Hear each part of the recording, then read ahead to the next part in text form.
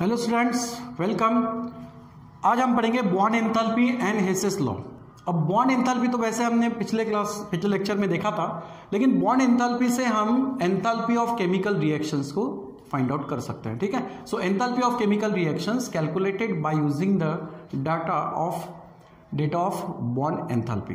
ठीक है, bond enthalpy का डेटा यूज करके हम क्या कर सकते हैं, एंथैल्पी ऑफ रिएक्शंस को निकाल सकते हैं।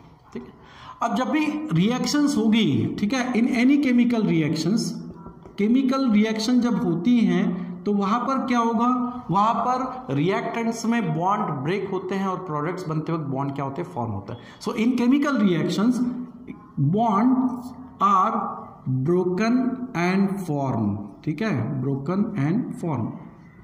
ओके, तो बॉन्ड वहां पर टूटेंगे और साथ में प्रोडक्ट्स बनते वक्त वहां पर बॉन्ड बनेंगे भी। ठीक है, अब इस प्रोसेस में अगर रिएक्टेंट, खास तौर से अगर केमिकल रिएक्शंस में जो रिएक्टेंट है या जो सब्सटेंस है उसमें कोवैलेंट बॉन्ड्स अगर प्रेजेंट हैं, ठीक है, तो उन बॉन्ड्स की बॉन्ड एंथैल्पी से हम केमिकल रिएक्शंस की क्या निकाल सकते हैं, एंथैल्पी ऑफ रिएक्शंस को फाइंड आउट कर सकते हैं। ठीक है, जैसे कि आप फॉर एग्जांपल ले लेते हैं कि हाइड्रोजन इन गैसियस, ठीक है, reacts with iodine in gaseous, it gives, क्या होगा यहाँ पर, हाइड्रोजन और आयोडीन रिएक्ट्स होके प्रोडक्ट्स में क्या बनेगा, यहाँ पर 2 मोल्स ऑफ हाइड्रो आयोडिक, ठीक है, acid, hydroiodic acid in gaseous state. तो यहां पर hydrogen and iodine, these are the reactants. तो क्या होगा, रिएक्टेंट्स में बॉन्ड ब्रेकिंग होगा, यानी अगर हाइड्रोजन में देखा जाए तो यहां पर H ये बॉन्ड होगा। ठीक है, आयोडीन में I और I, ये 2 एलिमेंट जो है या एटम्स है, इनके बीच में बॉन्ड होगा। तो जब रिएक्शंस होगी तो रिएक्टेंट में ये बॉन्ड्स क्या होंगे, टूटेंगे, बॉन्ड ब्रेकिंग होगा, और जब प्रोडक्ट्स बनेगा तब यहां पर हाइड्रोजन और आयोडीन के बीच में बॉन्ड फॉर्मेशन होगा। ओके, समझ में आया। तो in this reactions we can calculate the enthalpy of reactions.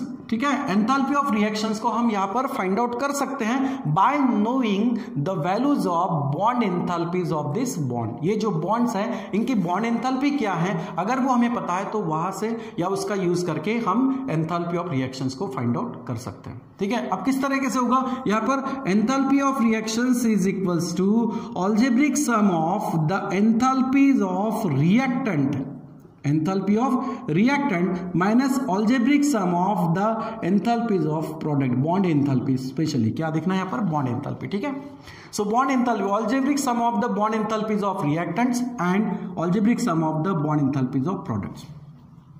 Okay, तो इस तरीके से मिलेगा। अब रिएक्टेंट्स की एंथैल्पी में से प्रोडक्ट्स के एंथैल्पी को क्या करना है, माइनस करना है।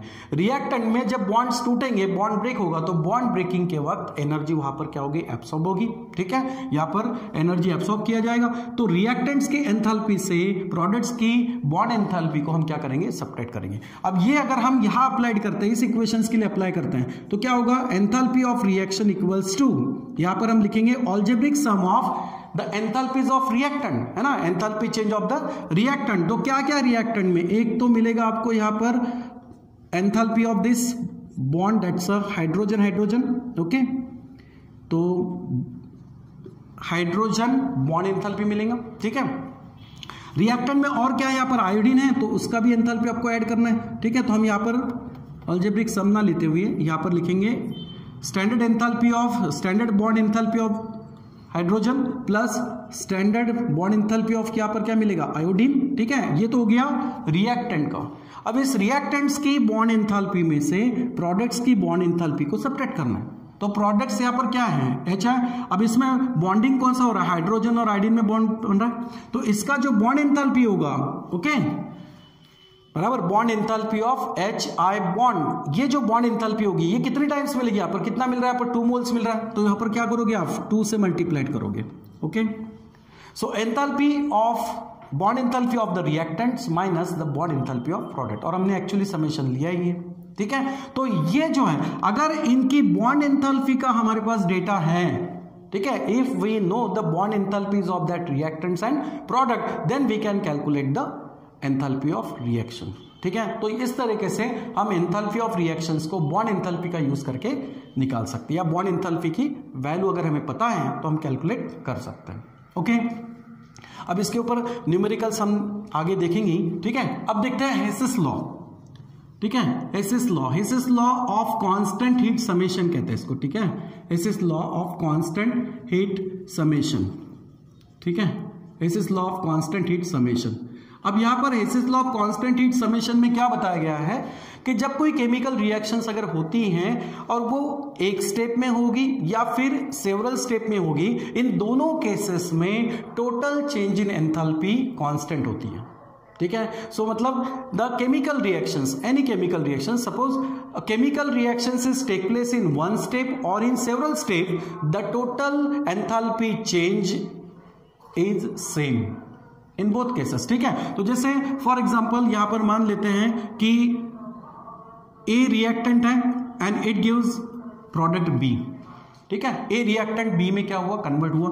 अब ये रिएक्शंस होते वक्त ये मान लेते हैं कि ये जो रिएक्टेंट्स है, suppose this reactant absorb the Q amount of energy is evolved in that reaction. Suppose मान लो कि ये रिएक्शंस हो रही है जिसमें A reactant is converted into B and the Q kilo calorie या Q joule amount of energy is evolved in that reaction, ठीक है, जूल बोल सकते हो, किलो जूल बोल सकते हो, ठीक है।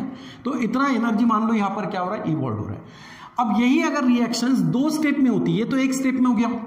If this reactions is take place in the two step, that means A gives the initial products is A1 and A1 then gives the final products of B, okay. तो यहां पर क्या मिलेगा, दो पाथ मिलेंगे। अब ये हो गया फर्स्ट पाथ जिसमें Q joules of energy evolve हो रही है। यहां पर दो स्टेप्स है, तो पहले होगा ए कन्वर्टेड इनटू A1, यहां पर जो हीट इवॉल्व होगी that's Q1 joule. Then in second step this A1 is converted into product B and the heat evolve is suppose the Q2 joule, ठीक है। तो यहां क्या मिलेगा, इस Q1 और Q2 का अगर हम एडिशन करते हैं तो ये एडिशंस किसके बराबर आएगा, Q के बराबर आएगा अकॉर्डिंग टू हेसिस लॉ। तो हेसिस लॉ का कहना यह है कि the amount of heat evolved और अमाउंट ऑफ हीट इन्वॉल्व्ड कह सकते हो, इवॉल्व्ड होगा या एब्सॉर्ब होगा, amount of heat involved in that chemical reactions is always same whether that reactions is take place in one step और in several step, एक step में हो या सेवरल स्टेप में हो, एंथैल्पी क्या होगा, सेम होगा। इसका मतलब Q और Q1 प्लस Q2 का वैल्यू जो है ये क्या होगा, सेम होगा, ठीक है। इस तरीके से जैसे फॉर एग्जांपल बात करते हैं कंबुशन ऑफ कार्बन की, ओके। अब कंबुशन ऑफ कार्बन की बात करेंगे तो कार्बन का अगर कंबुशन करना है तो इन प्रेजेंस ऑफ क्या करेंगे हम, यहां पर ऑक्सीजन के साथ रिएक्ट करेंगे, ठीक है। So suppose the carbon in solid state, that means in standard state, oxygen in gaseous, what happen, carbon when reacts with the oxygen gives carbon dioxide, okay. इसको हम फॉर्मेशन ऑफ कार्बन डाइऑक्साइड भी कह सकते हैं या कंबुशन of carbon भी कह सकते हैं। तो this reactions is take place only in one step, एक ही स्टेप में रिएक्शंस हो रहा है। अब इस वक्त जो आपको यहां पर एंथैल्पी चेंज मिलेगा, ठीक है, that means enthalpy change in that reactions is observe that minus 393.5 kilo joule per mole, ठीक है। 1 मोल्स ऑफ कार्बन ऑक्सीजन के साथ में रिएक्ट होके क्या बना रहा है, यहां पर कार्बन डाइऑक्साइड का फॉर्मेशन कर रहा है। अब ये रिएक्शन सिर्फ एक स्टेप में हुई है। If that same reaction is take place in a number of steps, जैसे कि for example carbon in gaseous, ठीक है, कंबाइन और react with half moles of oxygen, that means insufficient supply of oxygen. अगर carbon half moles of oxygen के साथ में react हो रहा है तो first of all it gives the carbon monoxide, ठीक है। सबसे पहले तो क्या मिलेगा, यहां पर कार्बन मोनोऑक्साइड मिलेगा। And in the second step, ये हो गया फर्स्ट स्टेप, सेकेंड स्टेप में क्या होगा यहां पर कि carbon monoxide again reacts with, ठीक है, carbon monoxide again reacts with half moles of oxygen and then it gives the carbon dioxide, यहां पर कार्बन डाइऑक्साइड का फॉर्मेशन हो रहा है, ओके। तो सेकेंड स्टेप में कार्बन डाइऑक्साइड यहां पर बनती हुई दिखाई दे रही है। लेकिन कितने स्टेप में रिएक्शंस हुआ, 2 स्टेप में। तो फर्स्ट स्टेप में यहां पर जो एंथैल्पी मिलेगी, एंथैल्पी चेंज जो मिलेगा that's a delta H1 standard equals to, ठीक है।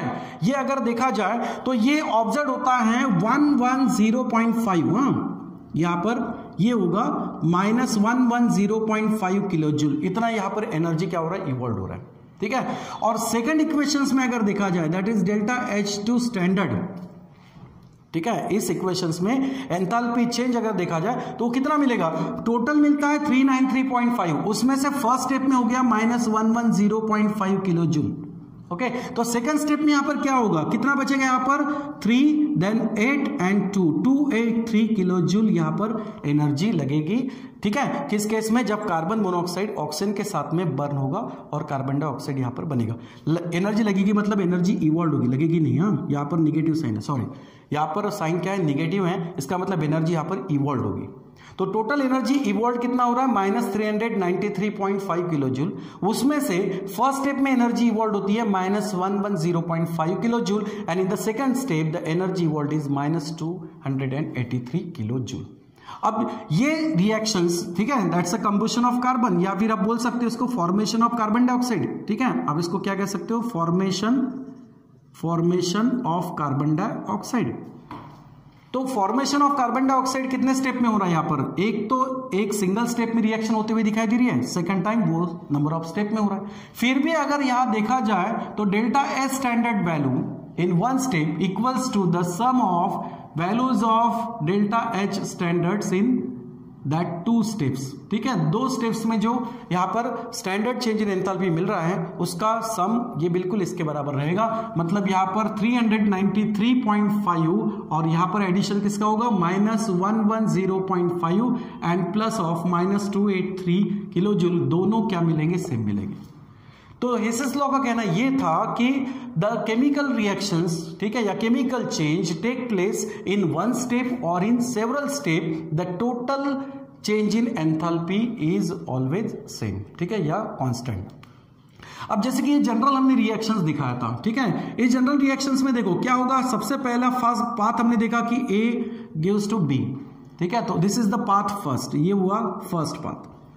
लेकिन सेकेंड केस में हमने देखा कि यही रिएक्शंस कहां से कहां हो रही है, A goes to the A1, पहले स्टेप में A1 प्रोडक्ट मिल रहा है and this A1 then goes to the B।